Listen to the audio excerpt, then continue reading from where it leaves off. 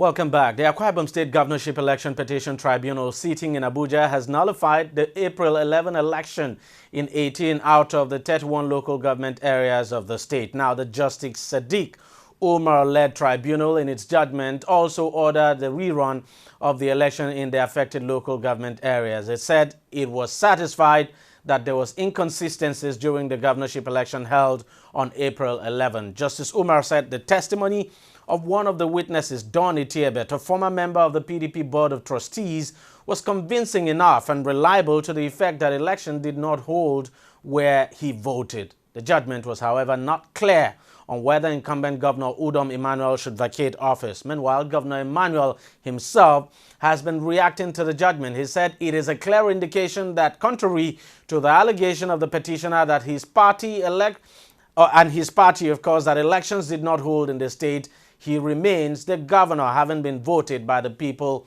of Akwa Ibom State. He re-echoed the position of his legal team on the possibility of testing the judgment in the appellate court and urged the people of Akwa Ibom State to be calm and law-abiding in the face of the judgment.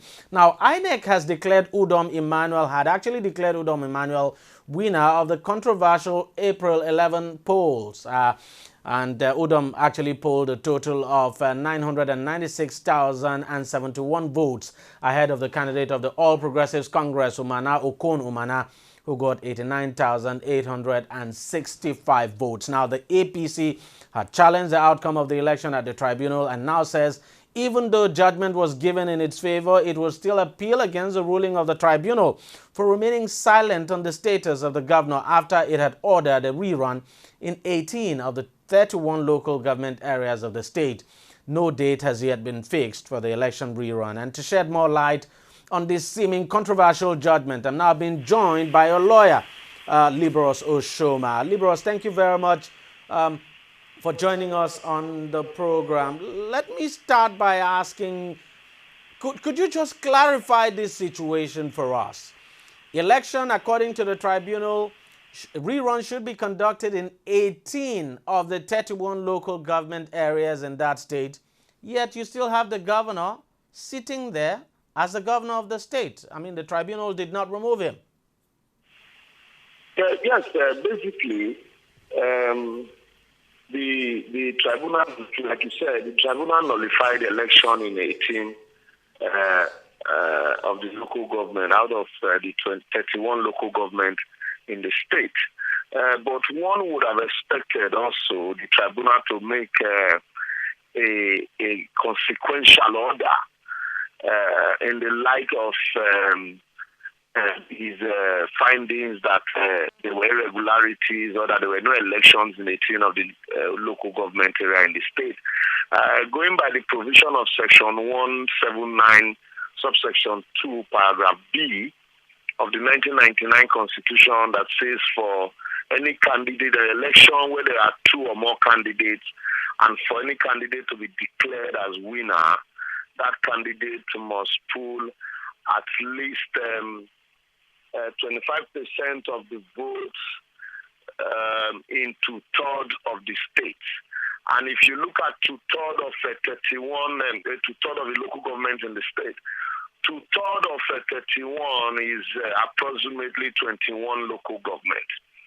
And by the application of the Akwa Ibom State Election Petition Tribunal judgment, by nullifying 18 local governments, leaving 13, what it means is that the election is inconclusive. A winner not having emerged, by their findings, because from the total number of votes remaining, you have the governor, Udom Emmanuel, with 440-something thousand votes, and Umana of the APC with 36,000 votes. But that is not the letters and spirit of the Constitution, because the Constitution is not just looking at the candidate that scores the highest number. The Constitution also talks about the candidate having a spread, because he's the governor of the entire state, and so you must have a spread. It is not enough to just, have majority of the votes You can have majority of the vote in two local governments, but you must have a spread. And so that is why one would have expected that the tribunal, having found that elections did not hold in 18 local government out of 31, the appropriate consequential order to have made would have been that the governor should the governor should vacate the seat pending when another election will be conducted to determine, the actual winner of that election. But the tribunal was silent on that consequential order, and so that is what is basically creating this controversy. So, how does this play out at the Court of Appeal? Since both sides are saying they are going to the Court of Appeal, I'm just wondering, isn't this further confusion? Basically, it is a usual practice for parties to have an appeal and a cross appeal when the decision is, according to them, 50-50. The decision, you can't say the decision it's one-sided. Because on one side, in one breath, the APC are happy that the election has been cancelled in 18 local government, but they are not happy that the governor, is still retaining the seats in spite of the fact that the required spread as prescribed by Section 179 sub 2B has not been met. And while the PDP also is saying that by the judgment, the election should not have been cancelled. And so you can't say the judgment is a middle ground judgment. And so to that extent, both parties are appealing. And so the Court of Appeal will basically look at all of the issues canvassed, and in some cases might uphold the decision of the tribunal to say, yes, election did not hold in 18 local government, or the Court of Appeal might reverse that decision to say, well, election held. Or in the another way, the Court of Appeal might agree with the tribunal and now go further to make a consequential order to say, in the light of the tribunal's finding, the tribunal ought to have asked the governor to vacate the seat. It would be dangerous to infer anything from the tribunal's judgment, would it? Because some people have argued that, look, it could actually be inferred from the judgment of the tribunal that the governor basically should not be in his position. Yeah, basically, have require spread. Even if elections were not cancelled,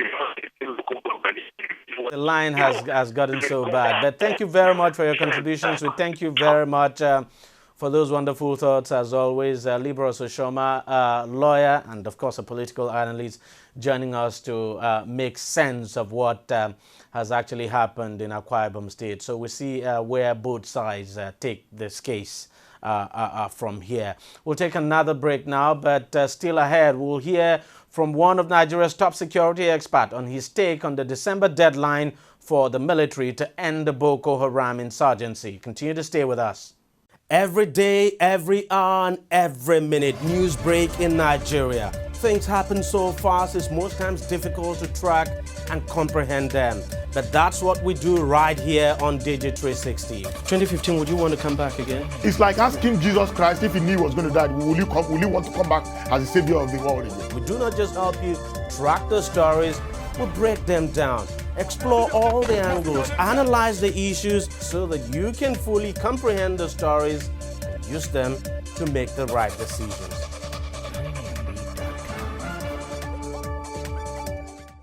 All right, welcome back. Now, Boko Haram may be on the back foot in the battlefield, but the terror Islamist sect is far from being a spent force and continues to wreak havoc almost at will with its bombing campaign.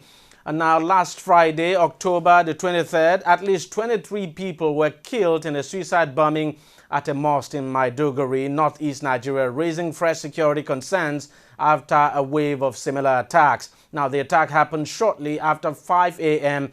in the Jidari area of the Borno state capital, which has previously been targeted by Boko Haram militants.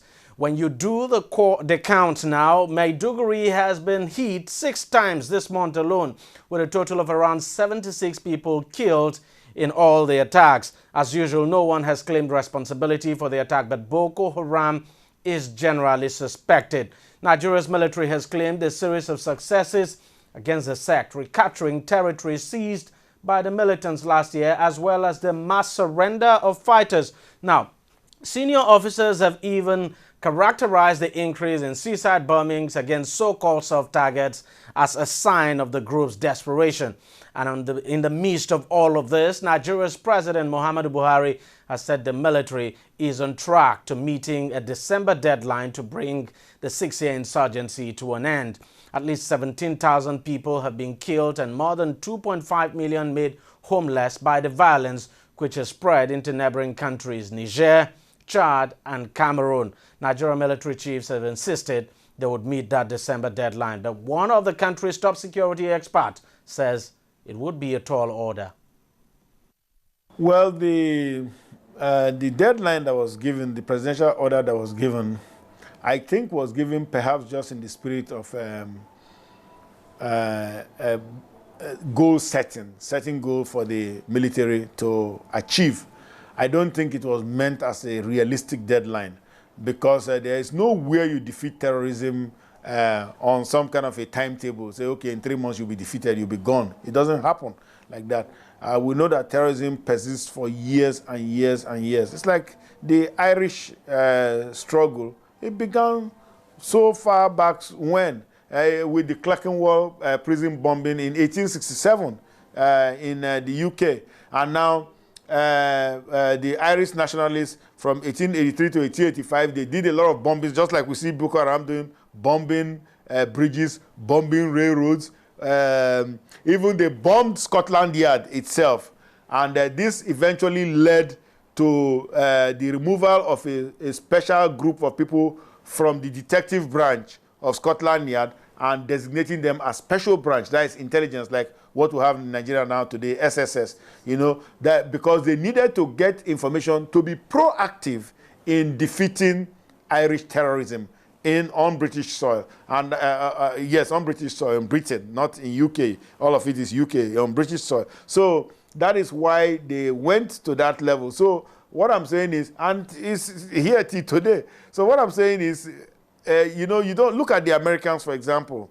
They were attacked on September 11, 2001. Until today, President Obama, who had sworn to pulling out all U.S. troops from Afghanistan, has just said that, okay, you know what, perhaps I might have to extend their franchise there a little bit. So terrorism is not something that just goes overnight. And I think that is part of the problem we have. Both our leadership and perhaps even also our military, they don't understand the asymmetric nature of the conflict we have at hand. They don't understand that this is a multifaceted, multi-frontal war, improvised war. So those kinds of suicide assets are not just going to go away because you've militarily conquered territory and you have the territory. Within the territory, you have asymmetric conflict going on.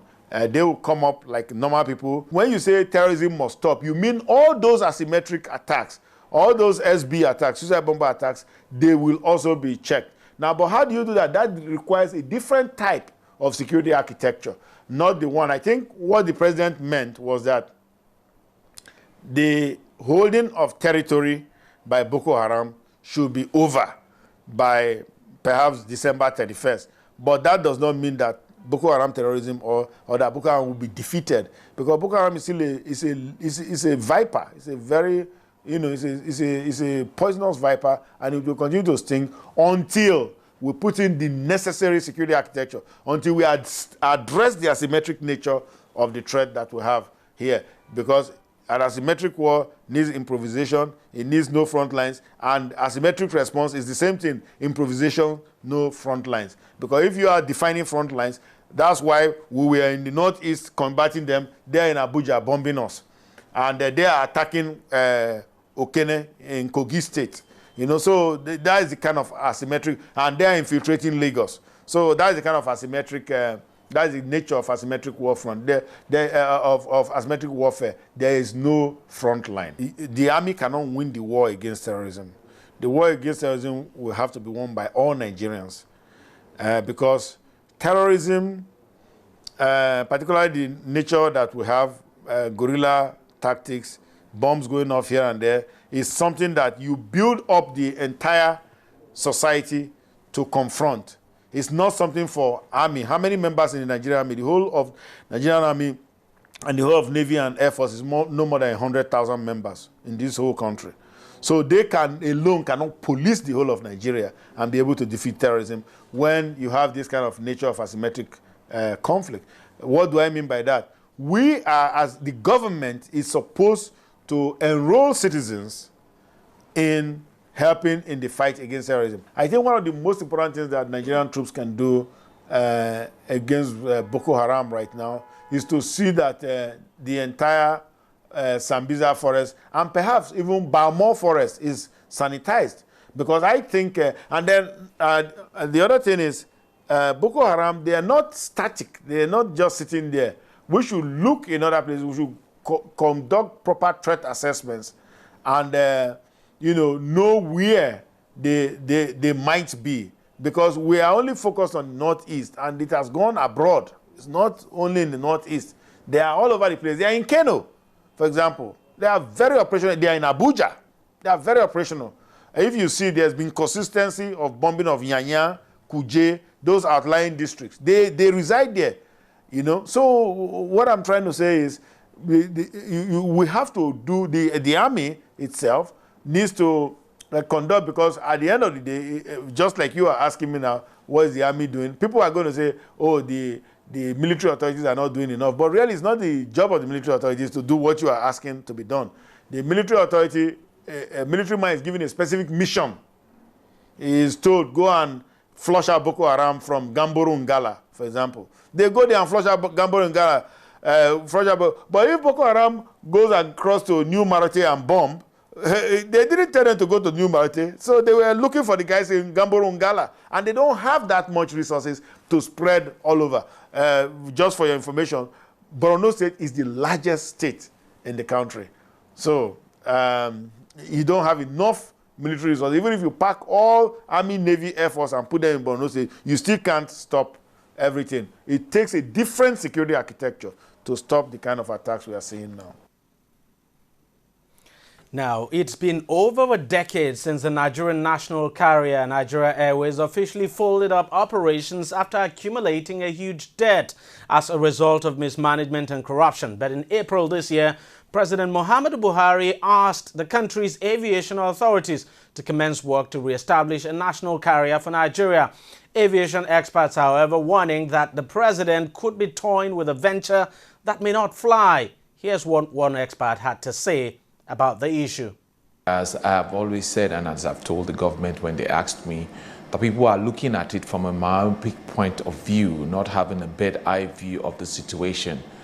On ground, a national carrier, as I say, is a thing of the past. The countries that had national carrier was a thing of fashion after the Second World War, when people were flying national flags and national carriers around to show their presence around the world.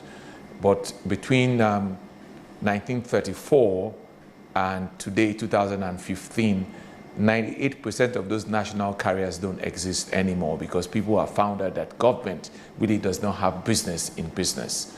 If you take the British Airways, the Lufthansa in Europe, there's no national carrier anymore. You only have flag carriers that represent the industry. In the United States, for example, also, there's no more national carrier, you only have flag carriers. So national carrier is a thing of the past.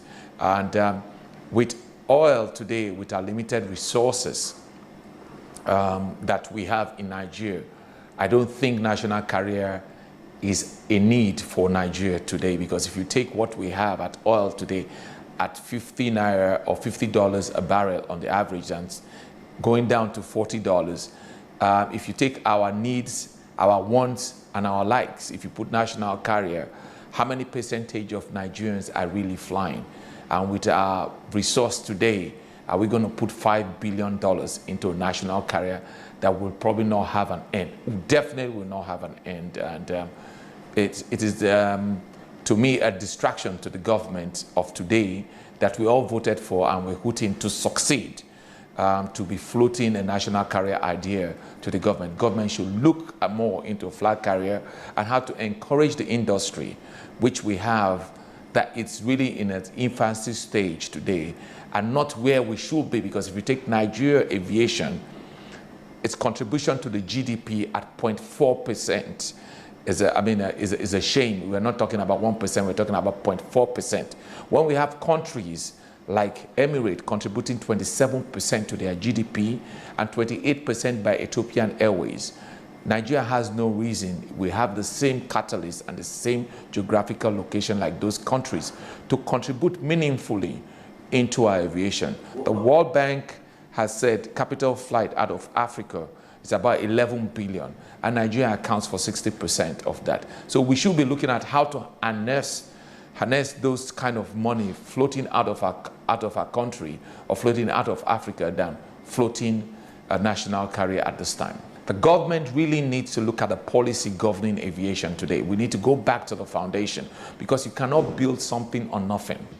In my 32 years of aviation, I've seen 26 ministers of aviation come through the sector, giving you an average of 1 year, 1 month per minister.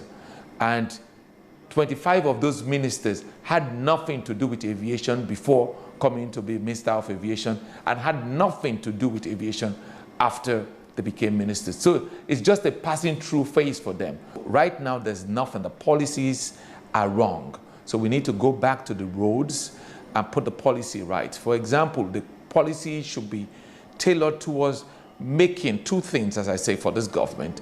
Clearly, two things. One, to make